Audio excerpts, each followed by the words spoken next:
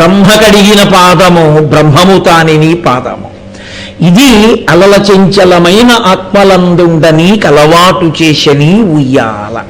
అక్కడ కాదు ఊంజల్, ఇక్కడ ఈశ్వర భావన ఊపిరిల మీద మనసు ఆధారపడుతుంది కాబట్టి ప్రతి ఊపిరిలో మనసు యొక్క సంకల్ప వికల్ప సంఘాతములు ఈశ్వర స్మరణ చెయ్యాలి. చేస్తే స్థిరంగా ఉన్న ఈశ్వరుడు ఊయల ఎందుకు ఊగాడు అని అడిగారు అన్నమాచార్యుల వారు. ఆయన అన్నారు, ఎప్పుడు ఊపిరి లోపలికి పీల్చి బయటికి వదిలి ఆ ఊపిరిని ఆధారం చేసుకున్నటువంటి మనసు చంచలంగా కదలడం అలవాటై ఈ లోపల చంచలమైన మనసు కలిగిన వాడిని కాబట్టి ఈ మనసు వెనక నువ్వు ఆధారంగా ఉన్నవాడివి కాబట్టి నీకు నా మనసు అనేటటువంటి ఊయల ఎక్కి ఊగడం అలవాటై బయట కూడా అలా ఊంజల్ సేవలు తీసుకుని ఊగుతున్నావు కానీ అర్థం ఇక్కడ అవసరమా ఈశ్వర అని అడిగారు ఆయన. కాబట్టి అది భావననందు కలిగేటటువంటి పొరుగు.